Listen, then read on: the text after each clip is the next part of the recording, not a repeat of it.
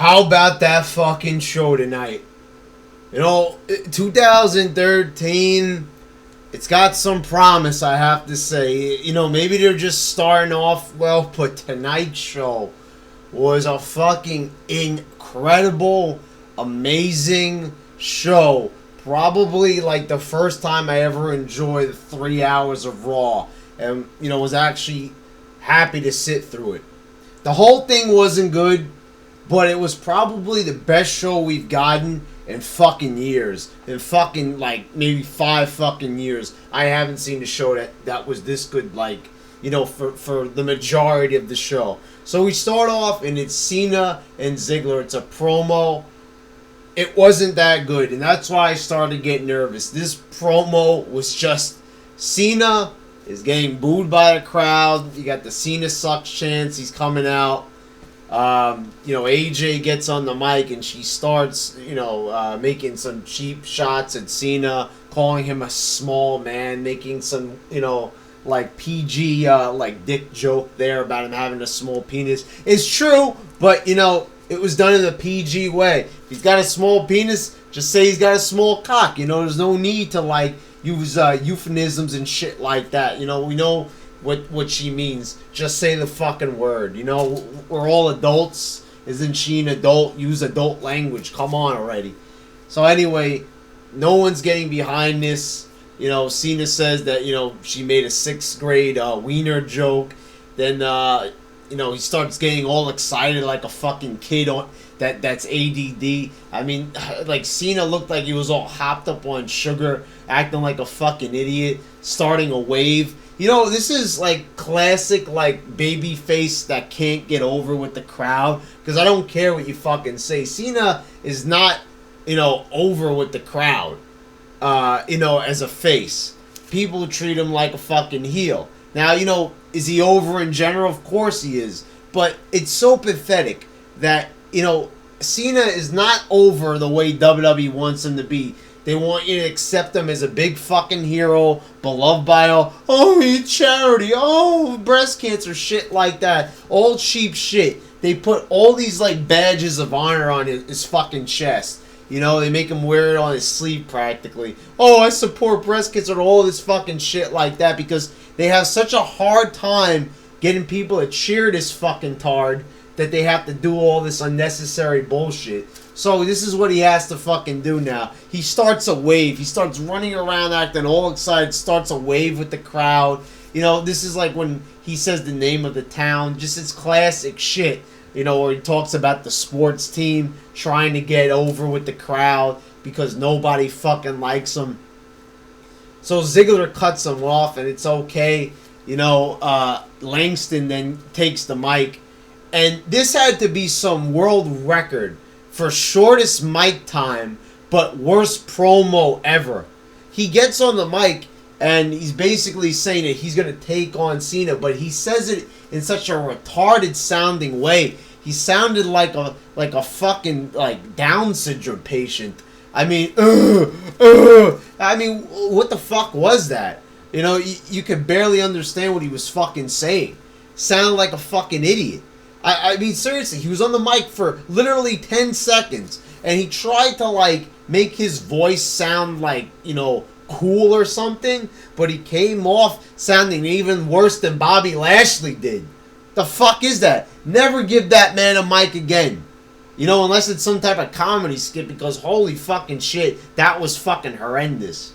So then Ziggler, agrees to face Cena. And then when we get back from commercial, we got a great match here. This was a fucking great match. It had false finishes, the reversal of the FU with the super kick and then shit like that, and then a ref bump. When's the fucking last time you saw a ref bump? I don't even remember. They had it in the Sheamus Big Show match. I know a lot of you fucking people are going to say that TLC, but the match ended because of that. No, this was like, there was a ref bump, and then Langston came in and did his finisher to Cena, and then, Ziggler almost won, and, this was the thing that pissed me off. They kept on You know, it made it a little bit predictable that Cena was going to win because the announcers kept saying, "Oh, this is going to be the year of Cena, the year of Cena, the year of Cena." Every fucking year's been the year of Cena. Yeah, he wasn't champion in fucking 2012, but he was in every goddamn main event on all pay-per-views. How the fuck you explain that shit? Okay. So, you know, the year of Cena, it doesn't make any sense. When you're the face of the company, it doesn't matter if it's your year. You know, your year. It's always going to be your fucking year. He makes the highest paycheck in the fucking company. Doesn't matter if it's his year or not. That's fucking retarded. It's fucking retarded as shit. And also, I want to, you know, add this. Ziggler entering the Rumble makes no fucking sense at all. I mean, he's already got the briefcase. Why the fuck does he need to be in the Rumble? He's already got a guaranteed title shot. No logic there. Anyway, I'm not going to complain about the little shit because the match was a fucking good match. I enjoyed it. I was pissed off about Cena winning a fucking Boy Scout fucking PG motherfucker win once again. Superman Cena. Superman Cena. And you know, and I love this shit where he has to hit that spinning power bomb or else he can't do that 5-knuckle shuffle. He's like fucking OCD. He has to hit his moves in a certain order or else, you know, he can't he can't get through the match unless he hits the 5 moves of doom. He has to fucking do the 5 moves of doom. That's fucking stupid. I mean, whatever. It was a good match though. Then we get Kaitlyn defeating Eve. And this match right here was just a fucking waste of time. How can you follow up such a great match with such a shitty fucking retarded match? So, Kaitlyn hits a reverse DDT that was probably one of the fucking worst reverse DDTs I ever seen. She like fell or something in mid-move. I don't know what the fuck that was about. And then Eve just walks away. This is the type of bullshit that they were doing in fucking 2012. I don't know why they're still fucking doing this. That's just retarded. That another walkout again in a match on Raw. You know, come on. How many? First of all, it's like they're trying to prolong this feud, you know, but no one fucking cares about it. And plus, didn't like Eve already beat Kaitlyn? I don't know. I thought it happened. I don't even care. I don't even remember because I don't fucking care. Then we get Barrett and Steamboat backstage, and apparently Barrett's going to face Santino. You know, I sort of like this segment because, you know, Barrett, like, called Steamboat old. He insulted a legend and said all he's doing is blowing smoke because he's a dragon. You know, it was a pun.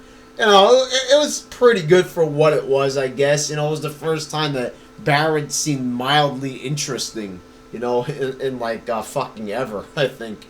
Then we get Team Rhodes Scholars defeating Daniel Bryan and Kane. This was an okay match. I noticed that they let Daniel Bryan do a couple more moves. He had a couple like suplexes there and shit. And, you know, it kept going.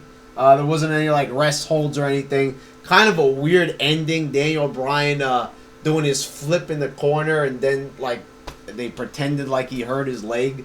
And then they started working the leg and, you know, Rhodes just finished him off. Kind of a weird finish. And once again, you know, Daniel Bryan is the one who always has to get pinned. Also, I want to note Kane slipping on the rope fucking twice like a retard. When the fuck is this guy going to retire? Hopefully they give Team Rhodes Scholars the belt. Kane fucking retires either after Mania or some shit. And Daniel Bryan goes on to do like a fantastic singles run once again. I think he's paid his dues by being in this retarded ass tag team. Then we get Orton and Slater. And first, you know, there's like a PG segment backstage, you know, with 3MB. It's so fucking childish. Orton tells him that, you know, he's going to be playing the harp. You know, Orton, you know, trying to be provocative there and failing, I guess. This match was not good. It was just, you know, a nothing match. Nothing much doing here at all. Orton gets the RKO on Slater and he RKOs everybody else. Yeah, wasn't really feeling it, guys. Then we get Barrett and Santino, and Barrett is already in the ring. They give him a jobber entrance. You know, when someone does get an entrance, it's usually like someone like Tyson Kidd, someone that no one cares about. But Barrett Barrett just fucking won the Intercontinental title last week, and he's already getting a jobber entrance. Santino, he finishes him off quickly. Then they tease him like hitting the elbow on Steamboat. I don't know if they're gonna have a match or not. I mean, you know, when Steamboat wrestled a couple of years ago against Jericho, he looked pretty good. But now, you know, it's been a couple more years. Not sure if this is a good idea or not. I can see they're trying to get some heat on Barrett there, you know, by going up against like a legend who held the IC belt. But, you know, I don't think it's really working or is going to work. Just doesn't seem like something, you know, that has a lot of potential. Maybe I could be wrong. I don't know, but I just don't see it happening here. Barrett is just very boring. Very fucking boring. Putting people to fucking sleep. The elbow finisher is not a good finisher. Fucking doesn't even get an entrance. You know, it's either he sucks or just WWE isn't like treating him well. They're not treating him as a real threat. You're not really given a reason to care about Barrett. He comes back, he grows a beard. What else is there to appreciate about him, you know? Then you get Sheamus and 3MB. And if you thought the Orton skit was fucking lame, if you thought the match with 3MB was bad, Sheamus is back there, and he's doing some retarded-ass comedy. He's singing Danny Boy. He's trying to be funny. Fucking Sheamus is a fucking lame-ass motherfucker. Not funny at all. He tries so hard. What a fucking bad actor. An over-actor. This guy just like, he acted like Cena did at the beginning of the show. And, you know, in a lot of ways, Sheamus has become John Cena. In a lot of ways, with the cheesy fucking humor, you know, playing to the crowd for cheap laughs, and no one laughs. You know, they're not even laughing at him. You know, usually I would use the expression, you know, oh, they're not laughing with you, they're laughing at you, but no one is even fucking laughing at all. They're fucking dead silent. They're changing the fucking channel of fucking Sheamus. Sheamus, as a babyface, does not work. Turn him back into a heel, turn him back into an asshole, you know, a heel, and then we got something. I used to be a massive Sheamus fan, and now he's actually one of my least favorite wrestlers. So what do you think that means? So we got a match tonight. Sheamus says that, you know, he could kick their asses tonight, so, you know, no one fucking cares. Then we get Cesaro defeating Khali. You know, the match sucked on main event, but nobody saw it. Nobody saw Cesaro lift up Khali. So they basically have a shorter repeat match. He lifts up Khali again. You know, it's still a good spot, but I've already seen it. You know, but I guess this is more for like a general audience, a bigger audience. You know, like you got millions more people watching. So, you know, as opposed to like a couple of 100,000 people, you got like fucking 2 million people watching. I don't know what rating it got tonight, but yeah, you know, it's still a nice spot, but I've already fucking seen it. Then we get Sheamus defeating Jinder Mahal. What a shitty ass retarded match this was. You know, like this fucking second hour was a fucking waste. In the first hour was good. You had your Cena and Ziggler match. This second hour, they were just fucking wasting time. You could see that they just were like building up to like the Punk and Rock shit, that they didn't give a shit about their other hour. You know, let me tell you something. This Raw would have been fucking perfect. It would have been fucking almost perfect if they didn't have this fucking retarded ass second hour here. The second hour it's Sheamus and 3MB. You know, and there's like little interference in this match, but it's not working. You know, normally I would get behind like interference and heel tactics, but it's boring, and they portrayed him so much as jobbers. You know that they don't even fucking stand a chance against Sheamus. And then, you know, Mahal's doing some weird shit. He's laying down, and, you know, it's just, it wasn't funny, it wasn't interesting. It's like, just get the fuck off my TV already. I just fucking hate Sheamus so much now. He's just like such a boring character, such a boring wrestler. And then we get Punk and Ryback in the TLC match. And this was another good match. I mean, holy fucking shit. I can't even believe Punk he gets extra points for this. Taking all those fucking bumps in this match and he just recovered from the fucking knee surgery.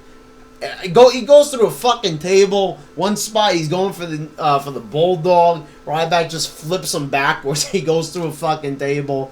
You got Ryback gorilla press slamming him and throwing him. Ryback did his part in this match. I'll give him that. Still not a Ryback fan.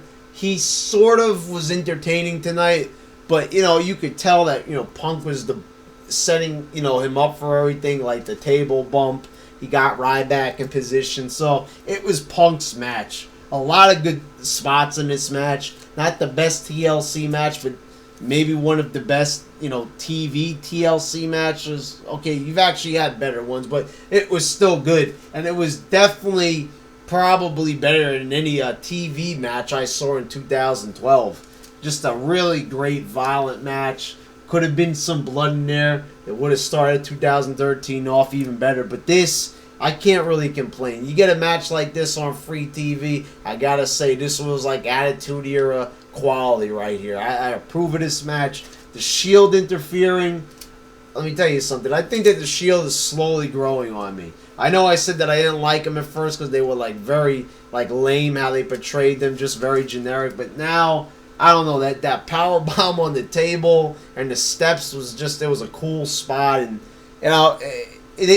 they're working in their current role right now. It works. So I'm tolerating the Shield for a moment. I might be a mild supporter of them. I'm not gonna suck their cock hardcore like a lot of people there, but they're okay. And then we get some segment backstage. It's Kane and Daniel Bryan arguing.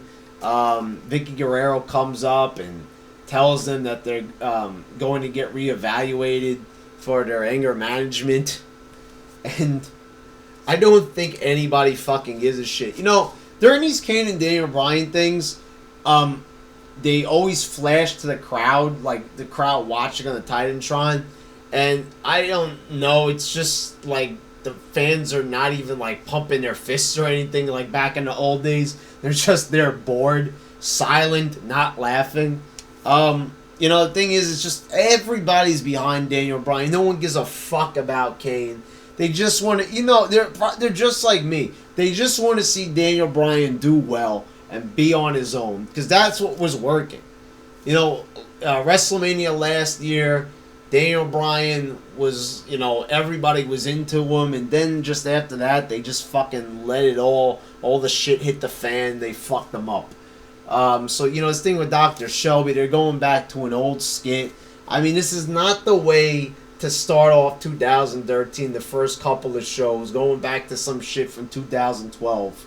Not saying that they should completely erase that year, but, it wasn't a good year, so they shouldn't be going back to, those segments. The first time they did the anger management shit, it was funny, but then it got very, very fucking old very quickly. Then we get Big Show and Kofi Kingston, and then just before the match starts, it goes to commercial break, and we come back, Big Show hits a punch, and it's over. Thank fucking God. You know something? I'm very fucking happy. I hate the Big Show, and I fucking hate Kofi Kingston. You know something? Kofi Kingston has been the fucking WWE for 5 fucking years, and he hasn't done fucking jack shit. And you know what? He's actually been given opportunities, believe it or not, to shine. And all I see is a generic high flyer. All I see is a boring fucking guy. No promo skills, no nothing. He's just very generic. He's just like such a cookie cutter baby face. Always smiling, trying to play to the crowd. He's fucking boring. And I hope they fucking release his ass. And after, a performance like this, a match like this, I might be correct in saying so. But this was just, it was stupid. It was a waste of time even, to even bury him in this fashion. Just a total waste of time. I didn't see the fucking point. You come back from the commercial and someone gets punched. Oh, okay, what? Yeah, it's like, how are you even supposed to accept or digest that? Then we get, finally, the best, 40 minutes of TV I've ever seen in my life. Punk comes out. And they give him like fucking 15 to 20 minutes of promo time. And it is one of the sickest fucking promos I ever heard. He just fucking rips on everybody. Starts ripping on the WWE. You can just tell that it was unscripted. They let him say what he wanted to. And it was fucking amazing. Then The Rock comes out. And I haven't fucking laughed that hard in over a year since he was there last. This was such a good promo. And they had such chemistry. Like, right off the fucking bat. Like, they'd only, like, talked once before, and that was at Raw 1000. Tonight, it was like Stone Cold and The Rock. Like, they had been in the ring together, like, for fucking years, just going back and forth on the mic. Just so incredible. What a moment. And, you know, it might sound fucking cheesy, but I actually had fucking goosebumps, and I was excited. I was actually marking out for this segment, and I haven't fucking done that in a very, very long time. And that's saying something. This brought me back to the Attitude Era, where it was just like, you know, instead of like the Raws from the past fucking year that, you know, had you like very sleepy eye and you'd like wake up and you'd see a couple of minutes of the show. No, this was the type of shit where you make sure you fucking stay awake, because this shit was like attention grabbing. Such great mic work and all on point. Like, you know, you start off the show with a fucking Cena promo and Big E Langston on the mic. And then you get this sick ass shit at the end. And you know, it's just like, you're like, you know, you know what? I could tolerate that fucking shit as long as we get great things. See, this is why I still watch this fucking wrestling. Because of great moments like this. I'm always scared that I'm going to miss some great shit like this. And the thing is, if I fucking missed this, I would have been so fucking upset, because I was having a fucking time of my life with this fucking segment right here. 35, 40 minutes of just epic television. And just like, I want to fucking see this match. I actually might order this fucking pay-per-view, because I know this match is going to be great. It's going to be like somewhere between 4 and 5 stars. It's going to be a fucking epic match. If you got an epic promo like this, it's going to be an epic fucking match. And I cannot wait. I knew that the interaction in the match between them was going to be good, but I didn't think it was going to be this good. It was just, oh man. You know, you had a lot of fucking shitty stuff on this show, but you had a great, like, Cena Ziggler match. You had that TLC match. And then you had, you know, like, the last hour was pretty fucking good as far as I could see. So, you know, not far from a perfect Raw, but it was the best fucking Raw I have seen in fucking years. This was, you know, better than Cena and Rock, because the whole difference was Cena can't fucking talk, The Rock could, and this was, you had two of the best fucking talkers in fucking wrestling today. So there you go. I mean, what a fucking Raw it was.